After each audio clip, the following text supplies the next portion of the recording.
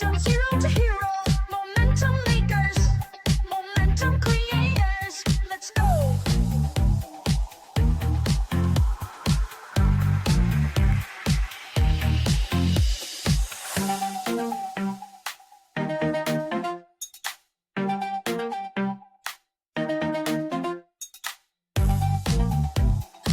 Hello, everyone. Hello, Momentum people. We are in full summer mood. So this is going to be another episode, me and Vlada, just talking about the latest news in the market and what we think about the specific topic that we are discussing about recently. But before getting into it, we wanted to just say hello. Our plan for the summer is for me to be in Italy the whole period. Basically, I love to go back and just eat well, go to the beach, relax, because this has been a hell of a year for me between my new job, the podcast, and a newborn. It's been quite intense at the very least. It's been a lot going on for Yeah. you, but we even managed to see each other, Erika. Let's mention to our listeners that I don't know how. Right, because we didn't post anything, but we were in Minorca a couple of weekends ago together. 2 weekends ago, yeah. Yeah, to do a girl trip, which was amazing. We loved the island. Yes, What did you think? it's amazing. Yes, it was so beautiful. The water is so nice, and the people and the food and the beach is very easygoing situation. But yeah, very nice. I love it. Yeah, I really love the little, like the little hidden beaches that you can go to, even if they're not like fancy, and not every beach has what did you want it that you were looking for, like a private club. So even if they don't have that, the beaches and the sea are amazing, I think. True. And I love we ate it. well. So basically, there was also a little bit of a chaos at the beginning because Vlada was supposed to fly with me from Barcelona, like from Geneva to Barcelona, and then from True. Barcelona to Minorca together. And I we were removed waiting that already, but you're right. No, there is a funny story we can tell. So we were waiting for our friends to arrive as well by the end, like later on. Two of our girlfriends were supposed to fly from Milan to Minorca, but they didn't make it because there was a huge strike in France. Was it? Yeah.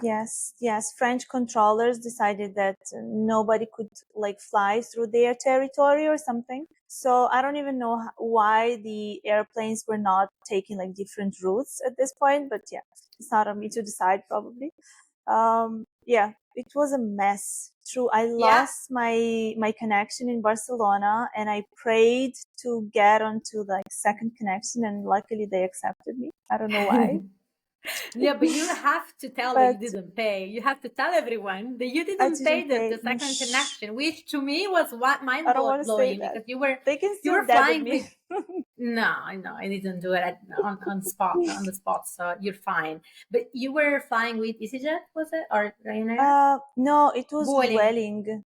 Okay, yes. Okay, and they didn't let you pay, which isn't low cost. Yes, they were super nice, extremely nice. Two ladies that were amazing. I was not the only one who lost the connection. There were people who had the flights early in the morning, so even earlier than me, and lost like the connection at 1 p.m. or something. I had the connection at 2 p.m. I lost it, and I got the one at 3 p.m. So I was lucky enough to arrive by 5, I think, because of course the friends coming from Milan completely lost their flight the day after, and they were not even able to reach us, so they lost the entire day, and we are really sorry for that. But hey, the girls are amazing. They found the solution. We were trying to help them in all possible ways to find the connections from every single airport in Italy: Trieste, Bologna, Padova, Pisa, whatever, Rome, Milan.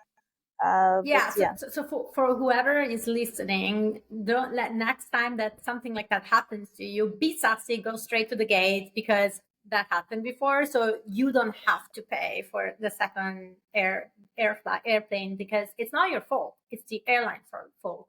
And yes, you can mention my case. Yeah, it's true. And the situation was me and Vlada just having breakfast after the first day, just me and her, and just we went on a date. We had lunch, we had dinner, we had wine. We enjoyed our time. But then the second day we were like basically at breakfast, trying to find every connection and help our friends out to find another way to arrive to Minorca, which at the end they did. They managed to do that. They arrived late, but still, it was super nice. We really appreciated their coming to see us because, you know, the moments that we see each other nowadays are not so many. We cannot see each other so often. So once we organize a trip, of course, we want to be there for each other and we want to catch up on our lives and tell, like, you know, girly girl stories about everything going on around. Yeah, that's the downside of living so far apart, because whenever we want to spend some time with each other, we literally have to buy a ticket to fly somewhere else and see each other. But that's fine. We managed to do that, so we're lucky. So we love traveling, so that's good. We do. All right. So let's get into the topic that we wanted to talk about with you. I am just at home enjoying my Sunday at home. Vlada just came back from the gym, but we were chatting on WhatsApp and we were just like, okay, let's make a podcast out of it. Yeah, exactly. So do you want to start? Sure. So if you are building a startup right now, this is the episode that I think it can be interesting for you. So today we were talking about something that might be the biggest mindset shift in a startup world since blitz scaling became a buzzword, let's say, profitability. So it is finally cooler than growth. What do you think? Yeah, or maybe I was mentioning, is it just the fallback narrative for founders who can't raise anymore? Like, I mean, let's be real here. Europe is not exactly showering the founders in term sheets right now. So, I mean, maybe that's a good thing. So let's discuss a little bit further. Yeah. So let's here it is. That's why it matters. Why Combinator founders are reportedly raising way less money than before, and that is not just pure noise. Even seasoned operators are shifting from raise big, hire fast, good global to build lean, prove it first, and then maybe scale. Yeah, and actually, it's not just in the US. Slash 2025 interview like over how many 100, I think, early stage funders in Europe, and they found out that 58% said fundraising was their top struggle. That's more than hiring, product, or anything else I could think about. Yeah, I think I have that like that article right here. I'm reading into it, and they say that basically only 18% said fundraising was easy. And that is wild, especially compared to the last 5 years. Yeah. So the question here would be, are founders turning profit first because it's smart or because they have no other choice? Yeah. Let's talk about, I agree with you. Let's talk about the VC side a little bit. So the European Central Bank, as we discussed maybe during the latest episode, cut interest rate this year. And that's supposed to bring more money into the ecosystem. But what we were seeing is actually slightly different. There is more scrutiny, more discipline into analyzing. Yeah, go. Yeah, I would say the capital is smarter, right? So it's less spray and pray and more show me real customers. So yeah, honestly, I think that's good. It pushes funders to focus on real product market fit. Yeah, I agree actually, and real metrics as well. I guess like CAC, LTV, margins. Suddenly, it's sexier to know to know your burn multiple. Okay, but it's also exhausting. I don't know. Founders have to be lean and visionary and profitable and scalable. Oh, that's a big ask. Yeah, and it is. And let's dive into one of my favorite example. So deep tech. Okay. In Europe, 81% of deep tech founders say VC don't understand their business model.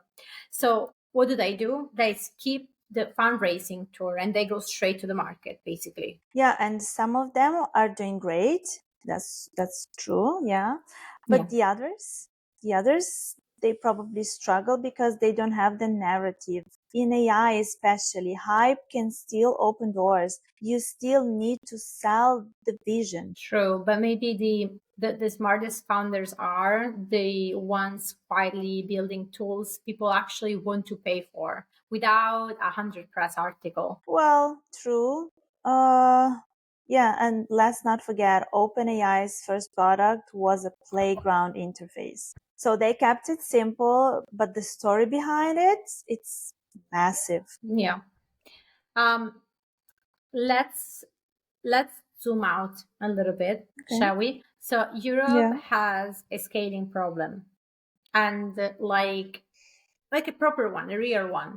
And Europe funded startups created over 520 billion in value, but less than 5% of the capital reached actual founders. So how is Yeah. that possible? So let's say we have money, but not in the right hands so far, right? And we have fragmentation, like different tax systems, different funding cultures, no single like tech hub. So it makes Yeah. blitz scaling almost impossible. Which is why founders are like saying, fine, I will build a profitable business in the market. I won't choose global unless it makes sense for me, I guess. Yeah, but that's also limiting, right? I don't know. We risk building a generation of cautious funders instead of big thinkers. So, all the big ideas can be caught and not progress anymore. Yeah, but it can also be, I don't know, a different kind of big thinking. Like the founders who build for freedom, as one of that we interviewed like a couple of episodes ago, not for valuation, but just to enjoy the the, the beautiful aspect of being an entrepreneur. So we talked to one who runs, for example, 4 businesses, fully remote, making 7 figures. I don't remember where our guest was when we did the interview, but he was like just enjoying. It was in Tenerife or something like that. He was just Yeah, enjoying true. his time there. Yeah, that's the indie hacker dream, right? Like build multiple revenue streams, own your time, and never pitch a VC again. That sounds amazing. It is a dream. That is also probably my dream. No, but yes, exactly. And these founders are choosing that like intentionally. They're not bitter, they're intentional. But let's be honest, like freedom doesn't scale, right? So you can't build the next Airbnb from your villa in Bali or Ibiza or Mykonos. Well, I think it depends. Like it depends on your business model. It depends on how much you're able. And that's also the question that we asked to our guests previously, but it depends on how much you're able to control from far away and to also like it depends on how much you have to be able to be hands on the business. But maybe you don't even have to. Maybe we need new definition of success itself. Yeah, maybe. I agree with you. But so where do we land? Is profit first a reaction to a tougher market, or like is it just a new normal? I think it's both of them.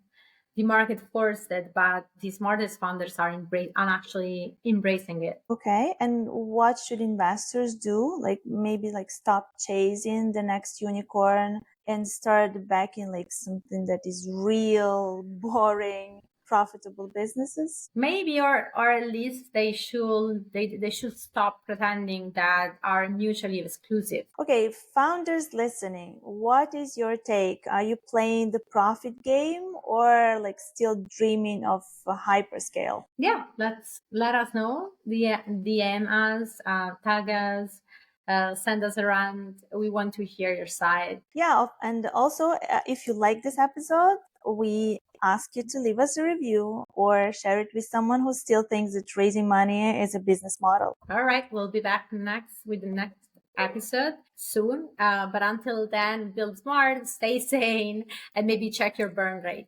See ya. Ciao.